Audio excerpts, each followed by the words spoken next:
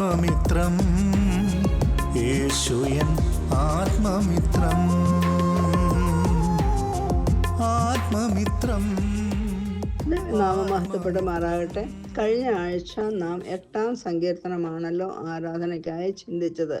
ദാവീദിന്റെ ഗദ്യരാഗത്തെക്കുറിച്ചും ദാവീദ് ആകാശത്തെയും ചന്ദ്രനെയും സ്വർഗത്തിലെ നക്ഷത്രങ്ങളെയും ഒക്കെ നോക്കിക്കൊണ്ട് ദൈവത്തിന്റെ അത്ഭുത പ്രവൃത്തികളെ കണ്ടുകൊണ്ട് കർത്താവായ യഹോവേ, നിന്റെ നാമം ഭൂമിയിലൊക്കെയും എത്ര ശ്രേഷ്ഠമായിരിക്കുന്നു എന്ന് പാടി അത്യുന്നതനായ ദൈവത്തെ സ്തുതിച്ച് ആരാധിക്കുന്നത് നാം കണ്ടു. ഇന്ന് നമുക്ക് 8-ാം സങ്കീർത്തനത്തിലെ ചില വാക്യങ്ങൾ മാത്രം ചിന്തിക്കാമെന്നാണ് ദൈവാത്മാവ് നമുക്ക് നൽകുന്ന ചിന്തകൾ. അതിപ്രകാരം മർത്യനെ ഓർക്കേണ്ടതിന് അവൻ മനുഷ്യപുത്രനെ സന്ദർശിക്കേണ്ടതിന് അവൻ എന്തുമാത്രം. ഈ വാക്യം നാം ഓർക്കുമ്പോൾ അതിൻ്റെ ആഴം അത് അളക്കുവാൻ നമുക്ക് ആർക്കും സാധ്യമല്ല. ഇത്ര മഹോന്നതനും സർവശക്തനും പരമാധികാരിയുമായ ദൈവം കേവലം മണ്ണുകൊണ്ട് നിർമ്മിച്ച തൻ്റെ കൈപ്പണിയായ മനുഷ്യനെ ഓർക്കുവാൻ അവൻ എന്തുള്ളൂ എന്ന് ചോദിക്കുകയാണ്. മർത്യൻ എന്നാൽ മരണമുള്ളവൻ എന്നാണല്ലോ അർത്ഥം. ദൈവം സൂര്യചന്ദ്രന്മാരെയും നക്ഷത്രജാലങ്ങളെയും സൃഷ്ടിച്ചത് മനുഷ്യന് വേണ്ടിയായിരുന്നു. പകലും രാവും തമ്മിൽ വേർതിരിപ്പാനും അടയാളങ്ങളും കാലങ്ങളും ദിവസങ്ങളും സംവത്സരങ്ങളും എന്നിവ തിരിച്ചറിയുവാനുമായിരുന്നു ദൈവം അവയെ സൃഷ്ടിച്ചത്. നൂറ്റാണ്ടുകളായി അവ നിലനിൽക്കുന്നു. എന്നാൽ ദൈവം തൻ്റെ സ്വരൂപത്തിലും സാദൃശ്യത്തിലും സൃഷ്ടിച്ച മനുഷ്യൻ അല്പായുസുള്ളവനായി തീർന്നു.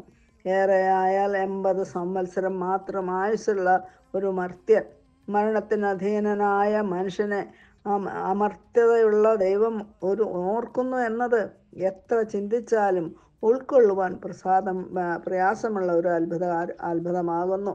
ചന്ദ്രനും സൂര്യനക്ഷത്ര ജാലങ്ങളും മനുഷ്യന് പ്രകാശവും ഊർജവും നൽകുന്നു.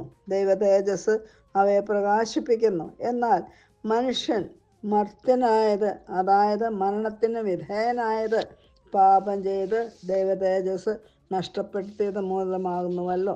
എന്നിട്ടും പരമാധികാരിയായ ദൈവം, സ്നേഹവാനായ ദൈവം, അമർത്യനുമായ ദൈവം മർത്യനെ ഓർക്കുന്നു എന്ന് മാത്രമല്ല, മനുഷ്യപുത്രനെ സന്ദർശിക്കുവാൻ അവൻ എന്തുമാത്രം എന്നാണ് ദാവീദിന്റെ ചോദ്യം. യാതൊരു കാരണവശാലും മനുഷ്യന് അതിനുള്ള യോഗ്യതയോ അർഹതയോ ഇല്ല. ദൈവത്തിൻ്റെ സൃഷ്ടിയിലെ അത്ഭുതങ്ങൾ വെച്ച് നോക്കിയാൽ മനുഷ്യന് ഏതുമില്ല. ദൈവം നമ്മെ ഓർത്തു, നമ്മെ സന്ദർശിച്ചു. ദൈവത്തിൻ്റെ കൃപയുടെയും കരുണയുടെയും ദയയുടെയും സ്നേഹവാത്സല്യത്തിൻ്റെയും പ്രദർശനവും പ്രകടനവുമാണ് നാം അതിൽ കാണുന്നത്. മാത്രമല്ല, ദൈവം മനുഷ്യനെ സകല സൃഷ്ടിക്ക് അധിപനാക്കി എന്നത് ആശ്ചര്യമല്ലേ? അതനുഭവിച്ച ദാവീദ് ഞാനോ എളിയവനും ദരിദ്രനും എന്ന് ഏറ്റുപറഞ്ഞുകൊണ്ട് കർത്തൃപാദങ്ങളിൽ വീണ്, കർത്താവായ യഹോവേ, നീ എന്നെ ഇത്രത്തോളം കൊണ്ടുവരുവാൻ അടിയൻ്റെ ഗ്രഹവും എന്തുള്ളൂ? കർത്താവായ യഹോവേ, ഇതും പോരാ എന്ന് നിനക്ക് തോന്നിയിട്ട് വരുവാനുള്ള ദീർഘകാലത്തേക്ക് അടിയൻ്റെ ഗൃഹത്തെക്കുറിച്ചും നീ അരുളി ചെയ്തിരിക്കുന്നു. കർത്താവായ യഹോവേ, ഇത് മനുഷ്യർക്ക് ഉപദേശമല്ലോ. ദാവീദ് ഇനി നിന്നോട് എന്ത് പറയേണ്ടു? ദാവീദ് തൻ്റെ ഹൃദയം ദൈവസന്നിധിയിൽ പകരുന്ന ഹൃദ്യമായ വാക്കുകൾ, ഇസ്രായേലിൻ്റെ മഹാരാജാവിൻ്റെ വാക്കുകളാണവ. ദാവീദിൻ്റെ ഹൃദയം ദൈവസന്നിധിയിൽ എത്ര താഴ്മയുള്ളതായിരിക്കുന്നു എന്ന് ഓർക്കുക. മനുഷ്യൻ എത്ര ഉയർന്നാലും എത്ര ഉന്നത സ്ഥാനത്തെത്തിയാലും വലിയവനായ ദൈവത്തിൻ്റെ സന്നിധിയിൽ അവൻ ആരുമല്ല, എന്തുമല്ല എന്ന വലിയ പാഠമാണ് ദാവീദിലൂടെ ദൈവം നമ്മോട് അരുളി ചെയ്യുന്നത്. അത് ഓർക്കുമ്പോൾ നാം എത്രമാത്രം ഭക്തിയും നന്ദിയും താഴ്മയും ഉള്ളവരായിരിക്കേണ്ടതാകുന്നു എന്നോർക്കുക. തുടർന്നുള്ള വാക്യങ്ങളിൽ ദൈവം മർത്യനെ ഓർക്കുക മാത്രമല്ല, നീ അവനെ ദൈവത്തെക്കാൾ അല്പം മാത്രം താഴ്ത്തി. മനുഷ്യൻ പാപം ചെയ്യുന്നതിന് മുമ്പുള്ള അവസ്ഥയാണിത്. പാപത്തിൽ മനുഷ്യൻ ദൂതനിലും അല്പം താണവൻ എന്ന് എബ്രായ ലേഖനത്തിൽ കാണുന്നു. നമ്മുടെ കർത്താവായ യേശു ക്രിസ്തു കേവലം മനുഷ്യനായി ഈ ഭൂമിയിലേക്ക് അവതരിച്ചപ്പോൾ അവിടെ പറയുന്നത്, എങ്കിലും ദൈവകൃപയാൽ എല്ലാവർക്കും വേണ്ടി മരണം ആസ്വദിപ്പാൻ ദൂതന്മാരിൽ അല്പം താഴ്ച വന്നവനായ യേശു മരണം അനുഭവിച്ചതുകൊണ്ട് അവനെ മഹത്വവും ബഹുമാനവും അണിഞ്ഞവനായി കാണുന്നു. എബ്രായ 2-ാം അധ്യായത്തിൻ്റെ 9-ാം വാക്യമാണ് ഞാൻ വായിച്ചത്. പാപം മൂലം മനുഷ്യന് വന്ന താഴ്ചയിലേക്ക് യേശു ഇറങ്ങി വന്നു, മരണം ആസ്വദിച്ചു. നമ്മോടുള്ള ദൈവകൃപയുടെ മാഹാത്മ്യം യേശു ക്രിസ്തുവിൻ്റെ മരണാനുഭവത്തിൽ വെളിപ്പെട്ടു വന്നു. മാത്രമല്ല, മരണം ആസ്വദിച്ച മനുഷ്യപുത്രനിലൂടെ ദൈവം മഹത്വവും ബഹുമാനവും അണിയിച്ചു.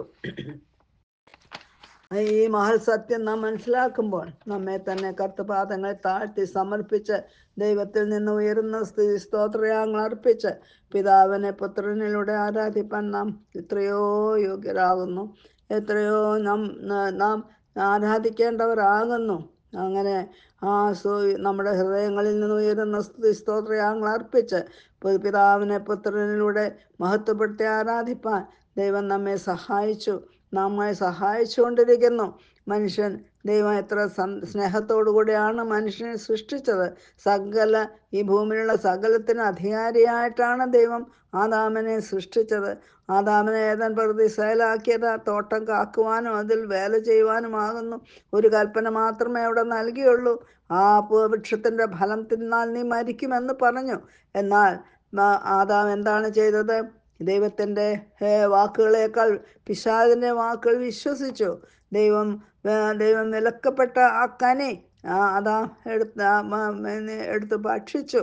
ഹവ്വ ഭക്ഷിച്ചു. കർത്താവ് അതുമൂലം എന്തുണ്ടായി? തൻ്റെ സകല തേജസ്സും നഷ്ടപ്പെട്ടു. അവൻ ആദ്യം എന്തായി തീർന്നു? നഗ്നനായി തീർന്നു എന്നാണ് അവിടെ കാണുന്നത്. ദൈവത്തിൻ്റെ സന്നിധിയിൽ ദൈവം സൃഷ്ടിച്ചപ്പോൾ അവർ നഗ്നരായിരുന്നു, അവർക്ക് ലജ്ജ തോന്നിയില്ല എന്ന് കാണുന്നു. എന്നാൽ പാപം ചെയ്തപ്പോൾ അവർ ദൈവത്തിൻ്റെ തേജസ് നഷ്ടപ്പെട്ടവനായി തീർന്നു. അങ്ങനെയാണ് ഇന്ന് മനുഷ്യൻ അധവനായി പോയത്. ദൈവം അങ്ങനെയല്ല. ദൈവം സൃഷ്ടിച്ചത് മനുഷ്യരുമായി കൂട്ടായ്മ ആചരിച്ച് മനുഷ്യരുമായി സന്തോഷിച്ച് ഉല്ലസിച്ച് ആനന്ദിക്കുവാനാണ് ദൈവം സൃഷ്ടിച്ചത്. ആ വെയിലാറിയപ്പോൾ ദൈവം ആ തോട്ടത്തിൽ നടക്കുന്ന ഒച്ച കേട്ടപ്പോൾ ആദാമിനും ഹവ്വയ്ക്കും ദൈവത്തിന് മുമ്പാകെ നിൽപ്പാൻ കഴിഞ്ഞില്ല. എന്തുകൊണ്ടാണ്? അവർ ഭയപ്പെട്ടു, അവർ നഗ്നരായിരുന്നു, അവർ ലജ്ജിച്ചു, അവർ ഓടി ആ വൃക്ഷങ്ങളുടെ പിറകിൽ പോയി മറഞ്ഞു നിൽക്കുകയാണ്. എത്രയോ ദുഃഖകരമായ കാഴ്ചയാണ്. ദൈവം വിളിക്കുകയാണ്, ആദാമേ നീ എവിടെ? എത്ര സ്നേഹത്തോടു കൂടെയുള്ളൊരു വിളിയാണ്, എത്ര ദുഃഖത്തോടു കൂടെയുള്ളൊരു വിളിയാണ്. ദൈവം അറിഞ്ഞുകൊണ്ടാണ് ആദാം എവിടെയാണ് വിളിച്ചിരിക്കുന്നത് ദൈവത്തിന് അറിയാമായിരുന്നു. എങ്കിലും ആദാമിനെ ദൈവം വിളിക്കുകയാണ്, ആദാമേ നീ എവിടെയാണ്? എനിക്ക് നിന്നോട് കൂടെ കൂട്ടായ്മ ആചരിപ്പാനാണല്ലോ ഞാൻ ഇവിടെ വന്നത്, നീ എവിടെ എന്ന് ചോദിക്കുമ്പോൾ ആദാം ആ വൃക്ഷങ്ങളുടെ പിറകിൽ മറഞ്ഞിരിക്കുകയാണ്. പിന്നെയുള്ള ഭാഗങ്ങളൊക്കെ നമുക്കറിയാവുന്നതുകൊണ്ട് ഞാനത് വിവരിക്കുന്നില്ല. എന്നാൽ അന്നേരം തന്നെ ദൈവം സർവശക്തനാണ്. ആദാമിനെ ഹവ്വയെയും അന്നേരം തന്നെ കൊന്നിട്ട് ദൈവത്തിന് ഹിതപ്രകാരമുള്ളൊരു മനുഷ്യനെ സൃഷ്ടിക്കാമായിരുന്നു. ദൈവം അത് ചെയ്തില്ല. ആ മനുഷ്യനിലൂടെ ദൈവം തൻ്റെ സ്നേഹം വെളിപ്പെടുത്തുകയായിരുന്നു. പ്രിയമുള്ളവരെ, ഇത്ര വലിയവനായ ദൈവത്തിൻ്റെ ഈ മർത്തനെ നീ ഓർക്കുവാൻ അവൻ എന്തുമാത്രം എന്ന് ചോദിക്കത്തക്കവണ്ണം നമ്മെ ഈ ഭൂമിയിലാക്കിയിരിക്കുകയാണ്. എന്നാൽ കർത്താവായ യേശു ക്രിസ്തുവിലൂടെ നമ്മെ പിതാവിൻ്റെ സന്നിധിയിൽ ധൈര്യത്തോടെ നിൽപ്പാൻ തക്കവണ്ണം നമ്മെ പ്രാപ്തരാക്കിയ ദൈവത്തെ സ്തുതിക്കാം, അവനെ ആരാധിക്കാം. നാം കൊണ്ടുവന്നിരിക്കുന്ന അധരഫലമാകുന്ന സ്തുതി സ്തോത്രങ്ങൾ അർപ്പിച്ച് നമ്മുടെ കർത്താവിനെ ആരാധിച്ച് മഹത്വപ്പെടുത്തുവാൻ, സ്വർഗം സന്തോഷിക്കുന്ന ആരാധന കഴിപ്പാൻ, നമ്മുടെ സ്തുതി സ്തോത്രങ്ങൾ സ്വീകരിപ്പാൻ ദൈവം, പിതാവായ ദൈവം, മഹോന്നതനായ ദൈവം സ്വർഗത്തിൽ നിന്ന് താഴെ ഭൂമിയിലേക്ക് ഇറങ്ങി വന്നിരിക്കുകയാണ്. നമ്മുടെ മധ്യേ അവനുണ്ട്. എത്ര വലിയ അനുഭവമാണ് പ്രിയമുള്ളവരെ. ഇത്ര വലിയവനായ ദൈവത്തെ ആരാധിച്ച് മഹത്വപ്പെടുത്തുവാൻ ദൈവമായ കർത്താവ് നമ്മെ സഹായിക്കട്ടെ. ദൈവനാമം മാത്രം മഹത്വപ്പെടുമാറാകട്ടെ. ആമേൻ. തേടി വന്നോ ദോഷിയാമെന്നെയും നാഥ, എത്രമാം സ്നേഹം ഉയർകൊടുത്തെനിക്കായി, എത്രമാം സ്നേഹം ഉയർകൊടുത്തെനിക്കായി, മന്നവ വർണ്ണിപ്പാനെഴുതല്ല എനിക്ക്, മന്നവ വർണ്ണിപ്പാനെഴുതല്ല എനിക്ക്. തേടി വന്നോ ദോഷിയാം എന്നെയും നാഥ, ക്ഷോണിതലേ ക്ഷീണം ഭവിച്ചിടാതെന്നെയും നാഥ, ആണിപ്പഴുതുള്ള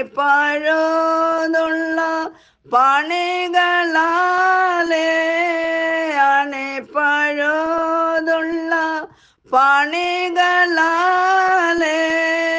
പ്രീണിച്ചനുഗ്രഹിച്ചിടുക നിത്യ തേടി വന്നോ ദോഷിയാമെന്നെയും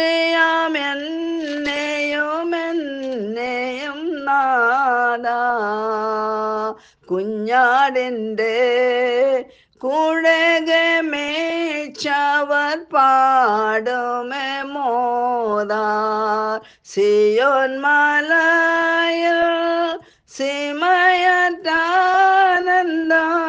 സിയോൻ മലയിൽ സിമയറ്റാനന്ദം എന്നെ ലഭിക്കുമോ മൽ പ്രാണനാഥ തേടി വന്നോ ദോഷിയാമെന്നെയും നാഥ. ഹല്ലേലൂയ.